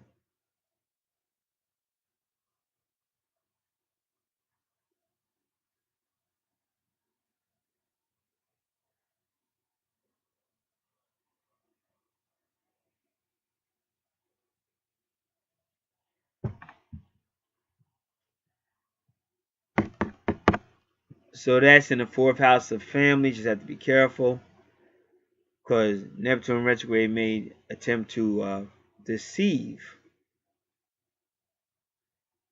family. And you got to watch your dreams as well. But again, Neptune retrograde usually is about the escapists.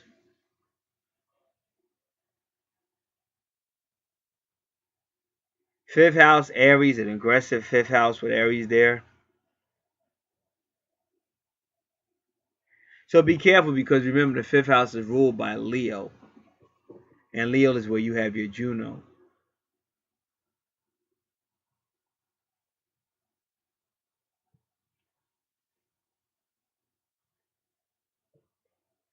Then sixth house, again, Juno and Taurus with Uranus.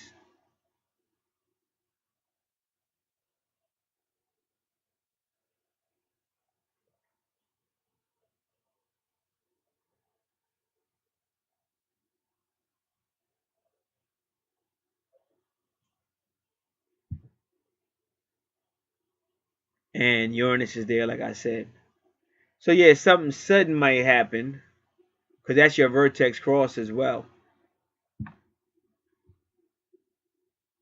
See, I don't know if you got a situation with Leo energy and Taurus when it comes to a male-female type thing or what's being said there.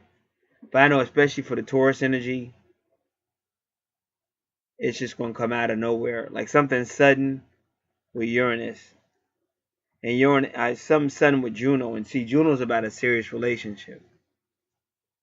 But it's pretty much dealing with Taurus energy. And Virgo energy. Because Virgo rules the sixth house. But Virgo may be there primarily as the healer. And Virgo is your, yeah.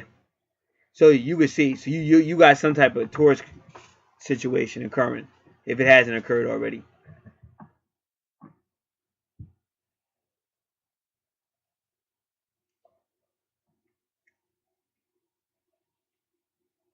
Then seventh house is Gemini,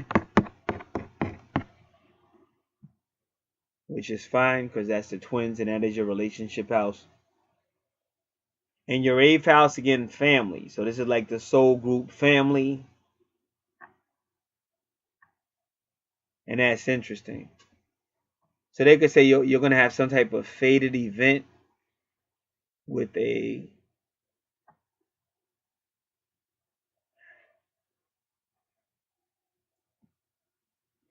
Cancer. So keep in mind with that saying, you'll have a fated event with Cancer. Cancer could be family. It's also teenage to adult education, land and property, travel, ancestors, family.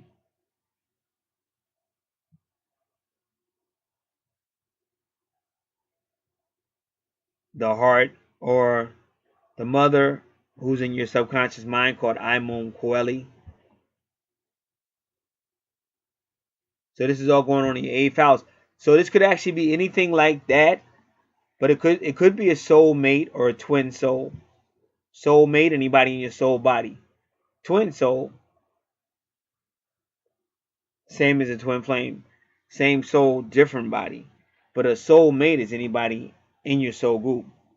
A twin soul or twin flame is same soul, different body. So that's going on with the vertex.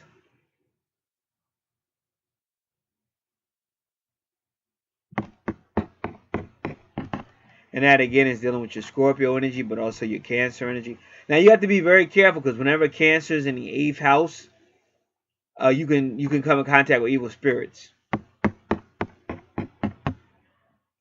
Because some people who are Cancer that deal with Scorpio or the 8th house, they really come under the influence of evil spirits. Because it's all that water and stuff. So you have to be very careful. That's why a lot of people that deal with this type of stuff, they know how to ground themselves and all kinds of things they do. They know how to use sage and things that protect them.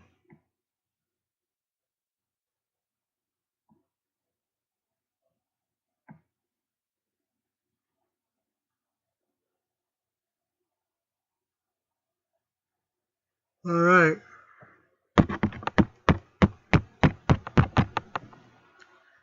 Ninth house, true north node. Again, Leo. True north node, and that's where your Juno is. Now be careful because you keep seeing Mercury retrograde, which means that even if you find this Leo energy or whatever it is, Leo energy, could be Sagittarius energy, Capricorn energy, whatever energy you find that kind of wants a serious relationship, that Juno energy, you have to understand, watch what you hear, because Mercury retrograde is going to make it hard for you to understand that person and for them to understand you. So just take it slow and try to get through it. 10th house with Virgo. Okay, this is the healer, health professional, service, could be even a military service, any type of service, police. And again, you see that Virgo right there in the 10th house.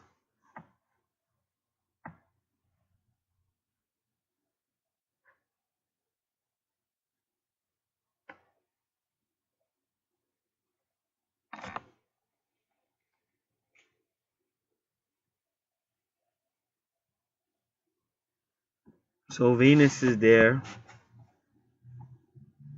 Keras the Nurturer is there.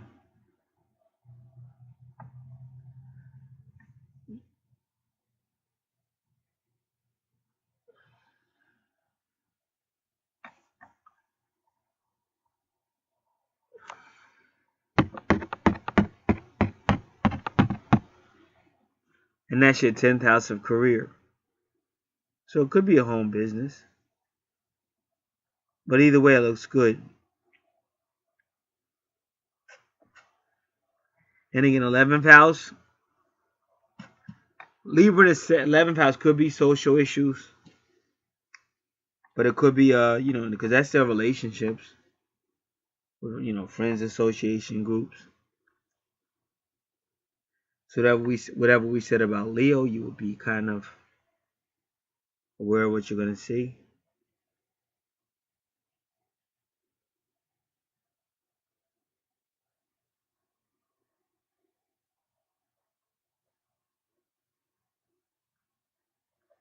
And then the 12th house, which is the house of closure.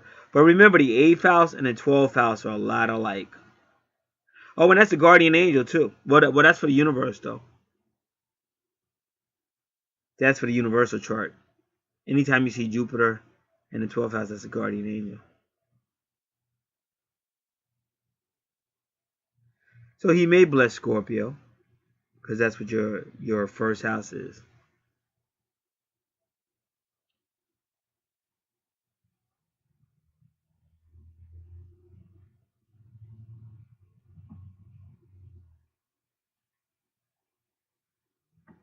So remember, it's the 12th house is about endings, reckoning, and karma. And right now they got They got Scorpio there.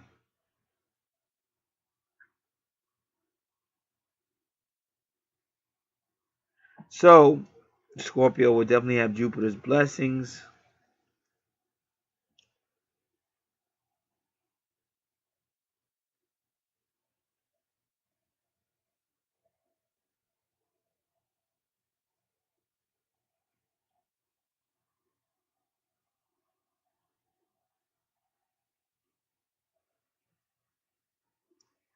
All right. So again, when you got Scorpio in the 12th house, that's so much subconscious that's hidden. So she's got a purging going on. So that's why she requested. She may not know, but something inside of her or something connected to her requested. So you got a purging going on, but you also got a good chance to make some good Jupiter money right now. 12th house is about service, helping yourself, helping others, um, but not letting somebody cause you to forget yourself, and because you sacrifice yourself to help somebody else. So the 12th house is not about you just letting people run over top of you. It's about being so happy that people gave to you that you give back, and that's how it works.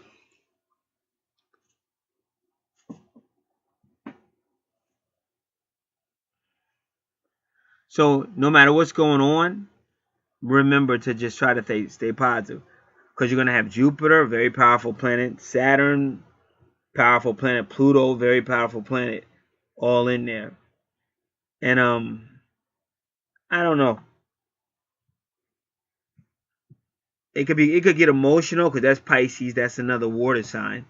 So it probably because it'll be kind of watery, and that's what I said. The universal's 8th house is going to affect your 5th house because that's where Pisces is, and that's why if you ever date someone, they got to know these things, because what happens is, let's say they don't know and you didn't repost.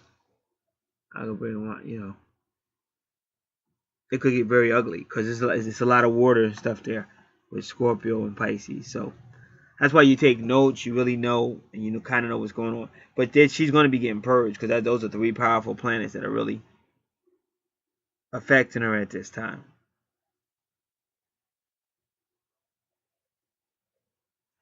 All right, so this will conclude this update and blood moon analysis. Make sure you have our services offers list. Contact me. Sometimes we're offering sales and discounts. Just have to contact me. We still do phone consultation as well. But it's anything that's really what you call supernatural, paranormal, astrology, card reading, and we really do anything. We do research. Sometimes people just have questions.